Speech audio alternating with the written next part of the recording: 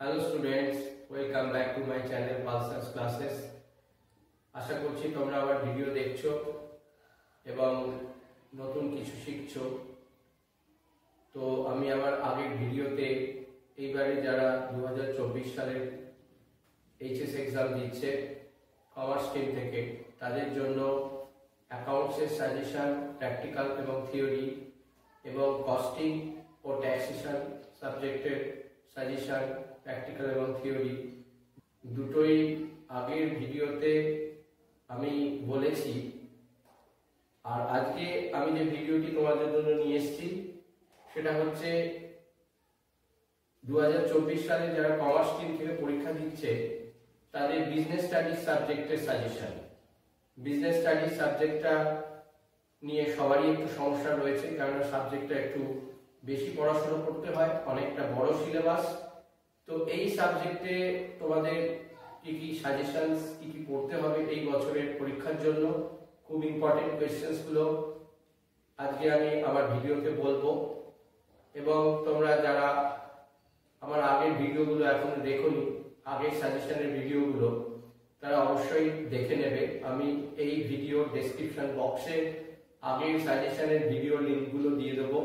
যদি তোমরা আমার আগের সাজেশনটা এখনো না দেখে থাকো তাহলে অবশ্যই দেখে নেবে, ঠিক আছে?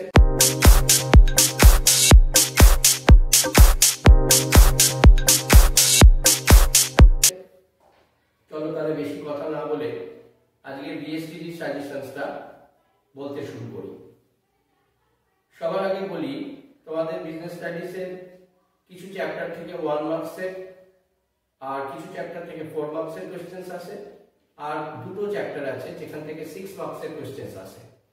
তো আমি বলবো কোন কোন চ্যাপ্টার থেকে কত মার্কসের কোয়েশ্চেন্স এবং সেগুলোর মধ্যে কোন কোয়েশ্চেন্স গুলো বেশি ইম্পর্টেন্ট। একদম প্রথম থেকে শুরু করি। প্রথম চ্যাপ্টার যেটা হচ্ছে ব্যবস্থাপনার প্রকৃতি ও তাৎপর্য। দেখো আমি স্ক্রিনে দিয়ে দিয়েছি কোয়েশ্চেন্স গুলো, তোমরা একটু লক্ষ্য করবে। ব্যবস্থাপনার প্রকৃতি ও তাৎপর্য এই চ্যাপ্টারটা থেকে শুধুমাত্র তোমাদের 1 মার্কসেরই কোয়েশ্চেন্স আসে, অন্য কোনো বড় কোয়েশ্চেন্স আসে না। তো 1 মার্কসের কোয়েশ্চেনের মধ্যে কি কি পড়বে? সবার আগে পড়বে পট স্কট বলতে কি বোঝো। 1 নম্বর প্রশ্ন, এই নম্বর প্রশ্ন ব্যবস্থাপনার প্রকৃতি ও তাৎপর্য চ্যাপ্টার থেকে, পট স্কট বলতে কি বোঝো। 2 নম্বর প্রশ্ন, ব্যবস্থাপনার একটি অর্থনৈতিক উদ্দেশ্য লেখো। সি নম্বরে আছে ব্যবস্থাপনাকে কি পেশা বলা যায়। ডি নম্বরে ব্যবস্থাপনা বলতে কি বোঝো। ই নম্বরে সমন্বয় কাকে বলে। এফ নম্বরে নিয়ন্ত্রণ বলতে কি বোঝো। জি নম্বরে নিয়ন্ত্রণের একটি উদ্দেশ্য লেখো। এইচ নম্বরে মধ্যস্তরের ব্যবস্থাপকদের নাম লেখো। তারপরের নম্বরে উচ্চ স্তরের ব্যবস্থাপকদের দুটি কাজ লেখো। নিম্ন স্তরের ব্যবস্থাপকের দুটি কাজ লেখো। ব্যবস্থাপনার দুটি গুরুত্ব লেখো। আর সমন্বয়ের দুটি বৈশিষ্ট্য লেখো। এই চ্যাপ্টার ব্যবস্থাপনার প্রকৃতি ও তাৎপর্য, এই চ্যাপ্টারটা থেকে শুধুমাত্র 1 মার্কসেরই কোয়েশ্চেন্স আসবে। এই 1 মার্কসের কোয়েশ্চেনের মধ্যে এই কটা ইম্পর্টেন্ট রয়েছে, এর বাইরে এই চ্যাপ্টার থেকে আর কিছু পড়ার দরকার নেই। এরপরে চলে যাব, তোমরা স্ক্রিনে দেখতে পাচ্ছ 2 নম্বর চ্যাপ্টার ব্যবস্থাপনার নীতি। এখান থেকে 1 মার্কসেরও কোশ্চেন আসে এবং 4 মার্কসেরও কোশ্চেন্স আসে। 1 মার্কসের কোশ্চেনের মধ্যে যেগুলো ইম্পর্টেন্ট তার মধ্যে হচ্ছে, দেখো স্ক্রিনে দিয়ে দিয়েছি, ব্যবস্থাপনার নীতির একটি সীমাবদ্ধতা লেখো। সময় সমীক্ষা এবং গতি সমীক্ষা মধ্যে একটি পার্থক্য লেখো। ব্যবস্থাপনার একটি উদ্দেশ্য লেখো। কর্তৃত্বের রেখা বলতে কি বোঝো। জ্ঞান প্ল্যান কি, এই প্রশ্নটা খুব ইম্পর্টেন্ট। জ্ঞান প্ল্যান কি। ধাপে ধাপে কর্তৃত্ব শৃঙ্খল কাকে বলে। ব্যবস্থাপনার নীতির একটি বৈশিষ্ট্য লেখো। আধুনিক ব্যবস্থাপনার জনককে। পরিকল্পনা ও নিয়ন্ত্রণের মধ্যে একটি পার্থক্য লেখো। আর পটস্কপ কথাটি কে আবিষ্কার করেন। লুথার গ্যারিক পটস্কপ কথাটি আবিষ্কার করেছিলেন। এই প্রশ্নগুলো এই চ্যাপ্টার থেকে 1 মার্কসের জন্য ইম্পর্টেন্ট। এরপরে দেখো স্ক্রিনে দেখা যাচ্ছে 4 মার্কসের জন্য এই চ্যাপ্টার থেকে কি কি ইম্পর্টেন্ট রয়েছে। প্রথমে হচ্ছে ফেয়ালের ব্যবস্থাপনার নীতিগুলি উল্লেখ করো, খুব ইম্পর্টেন্ট কোশ্চেন এই বছরের জন্য। বৈজ্ঞানিক ব্যবস্থাপনার দুটি সুবিধা ও দুটি অসুবিধা লেখো। ব্যবস্থাপনার পদ্ধতি ও নিয়মের মধ্যে পার্থক্য লেখো। টেলর ও ফেয়ালের ব্যবস্থাপনা নীতির মধ্যে দুটি মিল ও দুটি অমিল লেখো। ব্যবস্থাপনা নীতি প্রকৃতি পরিস্থিতি সম্পর্কে লেখো, সময় সমীক্ষা ও গতি সমীক্ষার মধ্যে পার্থক্য লেখো। এই কতগুলো কোয়েশ্চেন্স এই চ্যাপ্টারে 4 মার্কসের জন্য ভেরি ভেরি ভেরি ইম্পর্টেন্ট। এরপরের চ্যাপ্টার 3 নম্বর চ্যাপ্টার কারবারি পরিবেশ।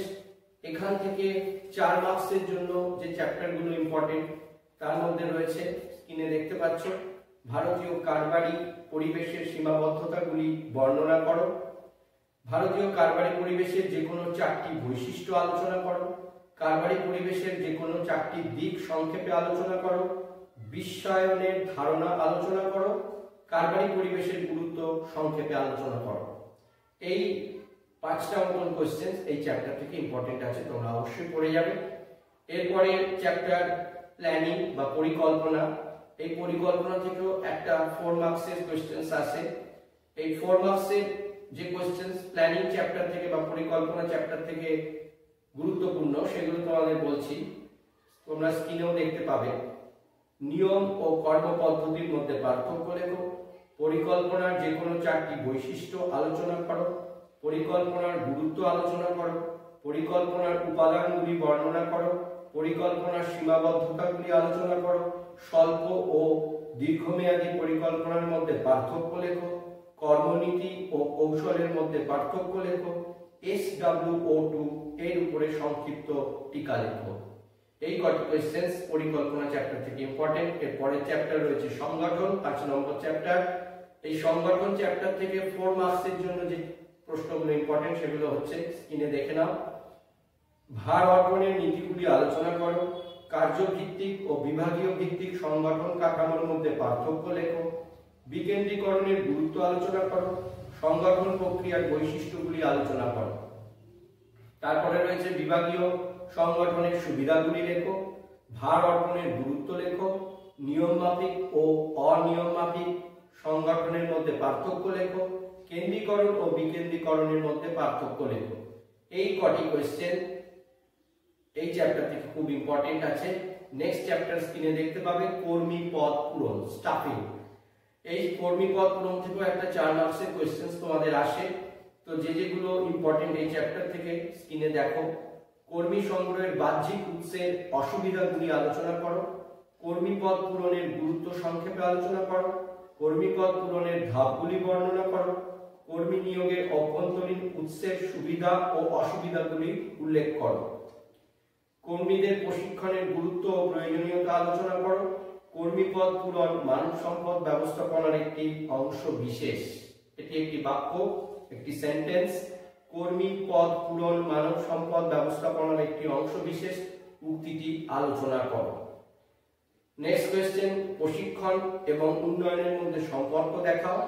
আর পরের কোশ্চেন, প্রশিক্ষণ ও উন্নয়নের মধ্যে পার্থক্য লেখো। এই কটা কোশ্চেন কর্মী পদ পূরণ চ্যাপ্টার থেকে 4 মার্কসের জন্য অত্যন্ত গুরুত্বপূর্ণ। নেক্সট চ্যাপ্টার 7 নম্বর চ্যাপ্টার হচ্ছে নির্দেশ দান। এই নির্দেশ দান থেকে 4 মার্কসের যে কোশ্চেন্স গুলো ইম্পর্টেন্ট তার মধ্যে দেখো স্ক্রিনে আমি দিয়ে দিয়েছি। আর্থিক ও অনার্থিক উদ্দীপক বলতে কি বোঝায়, নির্দেশনা ও তদারকির মধ্যে পার্থক্যগুলি লেখো। তারপরে আছে মাসলোর চাহিদা ক্রমস্তর তত্ত্ব সংক্ষেপে ব্যাখ্যা করো, অনুপ্রাণিতকরণের ধারণাটি ব্যাখ্যা করো, জ্ঞাতকরণের প্রতিবন্ধকতাগুলি আলোচনা করো। জ্ঞাতকরণ মানে হচ্ছে কমিউনিকেশনের ব্যারিয়ার্স গুলো আলোচনা করতে বলছে। একজন তদারককারীর কার্যাবলী আলোচনা করো, একজন উত্তম নেতার গুণাবলী সংক্ষেপে আলোচনা করো, নির্দেশনার বৈশিষ্ট্যগুলি উল্লেখ করো, অনিয়ম মাফিক জ্ঞাতকরণের সুবিধা ও অসুবিধা বর্ণনা করো, জ্ঞাতকরণের বাধাগুলি অতিক্রমের উপায়গুলি সংক্ষেপে আলোচনা করো। আর লাস্ট কোশ্চেন, নির্দেশ দানের গুরুত্বগুলি লেখো। এই চ্যাপ্টার থেকে এই কটা কোশ্চেন্সই ইম্পর্টেন্ট আছে 4 মার্কসের জন্য। এর পরের চ্যাপ্টার হচ্ছে কন্ট্রোল বা নিয়ন্ত্রণ, 8 নম্বর চ্যাপ্টার। এই চ্যাপ্টার থেকে 4 মার্কসের একটা কোশ্চেন্স আসবে। 4 মার্কসের জন্য এই চ্যাপ্টার থেকে যেগুলো ইম্পর্টেন্ট দেখো স্ক্রিনে। নিয়ন্ত্রণের ধাপগুলি আলোচনা করো, একটি ভালো নিয়ন্ত্রণ পদ্ধতির উদ্দেশ্যগুলি লেখো, পরিকল্পনা এবং নিয়ন্ত্রণের মধ্যে সম্পর্ক লেখো, একটি ভালো নিয়ন্ত্রণ ব্যবস্থার বৈশিষ্ট্যগুলি আলোচনা করো। এই কটা কোশ্চেনই তোমাদের এই চ্যাপ্টার থেকে ইম্পর্টেন্ট আছে 4 মার্কসের জন্য। এরপরে চলে আসছি পার্ট বি তে। পার্ট বি এর মধ্যে 9 নম্বর চ্যাপ্টার আর্থিক ব্যবস্থাপনা। এখান থেকে একটা 6 মার্কসের কিন্তু কোশ্চেন তোমাদের আসবেই আসবে। ঠিক আছে, তো আর্থিক ব্যবস্থাপনা চ্যাপ্টার থেকে 6 মার্কসের যে কোশ্চেন আসবে সেগুলোর মধ্যে যেগুলো ইম্পর্টেন্ট সেগুলো একটু বলছি, স্ক্রিনে দেখে নাও। সুঠাম মূলধন কাঠামোর বৈশিষ্ট্যগুলি আলোচনা করো। তারপরে আছে স্থায়ী মূলধন ও কার্যকরী মূলধনের মধ্যে পার্থক্য লেখো। কার্যকরী মূলধনের নির্ধারণকারী বিষয়গুলি সংক্ষেপে আলোচনা করো। আর্থিক ব্যবস্থাপনার উদ্দেশ্যগুলি সংক্ষেপে আলোচনা করো। কারবারের আর্থিক কাঠামোর উপর প্রভাব বিস্তারকারী উপাদানগুলি সংক্ষেপে আলোচনা করো। আর্থিক ব্যবস্থাপনার কাজগুলি আলোচনা করো আর আর্থিক ব্যবস্থাপনার গুরুত্ব আলোচনা করো। এই কটা কোশ্চেন 6 মার্কসের জন্য এই চ্যাপ্টার থেকে খুব ইম্পর্টেন্ট। অবশ্যই তোমরা পড়ে যাবে এবং অবশ্যই তোমরা 100% কমন পাবে। এর বাইরে তোমাদের আর কিছু করার লাগবে না। পরের প্রশ্ন, পরের চ্যাপ্টার 10 নম্বর চ্যাপ্টার আর্থিক বাজার। এই চ্যাপ্টার থেকে একটা 4 মার্কসের কোশ্চেন তোমরা অবশ্যই পাবে। এই চ্যাপ্টার থেকে যে যে কোশ্চেনগুলো ইম্পর্টেন্ট তার মধ্যে হচ্ছে ডিম্যাট অ্যাকাউন্টের সুবিধাগুলি লেখো, সেবির উদ্দেশ্যগুলি আলোচনা করো, প্রাথমিক বাজারের কার্যাবলী আলোচনা করো, মূলধন বাজার ও টাকার বাজারের মধ্যে পার্থক্য লেখো, বোম্বে স্টক এক্সচেঞ্জের উদ্দেশ্যগুলি লেখো, টাকার বাজার কাকে বলে, টাকার বাজারে ব্যবহৃত যে কোনো 3টি দলিল পত্রের ব্যাখ্যা করো, প্রাথমিক বাজার ও গৌণ বাজারের মধ্যে পার্থক্য লেখো, সেবির কার্যাবলী আলোচনা করো, শেয়ার বাজারের কার্যাবলী আলোচনা করো, ন্যাশনাল স্টক এক্সচেঞ্জের উদ্দেশ্যগুলি আলোচনা করো। এছাড়া রয়েছে ডিম্যাটেরিয়ালাইজেশন বা ডিম্যাটের সংক্ষিপ্ত বর্ণনা দাও আর সেবির উপরে সংক্ষিপ্ত টিকা লেখো। এই কটা কোশ্চেন্স এই চ্যাপ্টার থেকে ইম্পর্টেন্ট 4 মার্কসের জন্য। এরপরে চ্যাপ্টার, লাস্ট চ্যাপ্টার 11 নম্বর চ্যাপ্টার, যেটা হচ্ছে বিপণন ব্যবস্থাপনা। এই চ্যাপ্টার থেকেও তোমরা একটা 6 মার্কসের কোশ্চেন অবশ্যই পাবে। তো এই 6 মার্কসের কোশ্চেনের মধ্যে কোনগুলো ইম্পর্টেন্ট এ বছরের পরীক্ষায়? 1 নম্বরে হচ্ছে তোমরা স্ক্রিনে দেখতে পাবে, একটি পণ্যের মূল্য নির্ধারণের বিভিন্ন বিষয়গুলি সংক্ষেপে আলোচনা করো। বিজ্ঞাপন ও বিক্রয় বিদ্যার মধ্যে 6টি পার্থক্য লেখো। পণ্যের নামকরণের প্রয়োজনীয়তা, সুবিধা ও অসুবিধাগুলি লেখো। বিপণন ব্যবস্থার বিভিন্ন দর্শনগুলি সংক্ষেপে বিবৃত করো। মোড়ক ও মোড়কজাতকরণের মধ্যে পার্থক্য লেখো। বিপণন ও বিক্রয়ের মধ্যে 6টি পার্থক্য লেখো। বিপণনের কার্যাবলী আলোচনা করো। বিপণনের গুরুত্ব আলোচনা করো। বিপণন মিশ্রণ বলতে কি বোঝো, বিপণন মিশ্রণের উপাদানগুলি আলোচনা করো। এছাড়া রয়েছে বিজ্ঞাপনের অসুবিধা বা সীমাবদ্ধতাগুলি আলোচনা করো।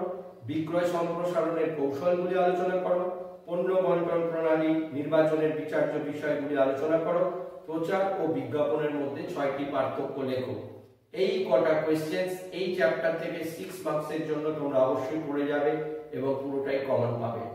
এছাড়া তোমাদের এসএকিউ আর এমসিকিউ থাকে।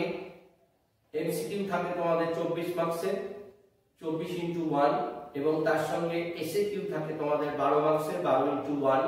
তো এই এমসিকিউ আর এসএকিউ এগুলোর ঠিক সাজেশন এক্স্যাক্টলি বলা সম্ভব নয়, কারণ এগুলো বিভিন্ন জায়গা থেকে তুলে ছোট ছোট করে কোশ্চেন আসে 1 নম্বরের জন্য।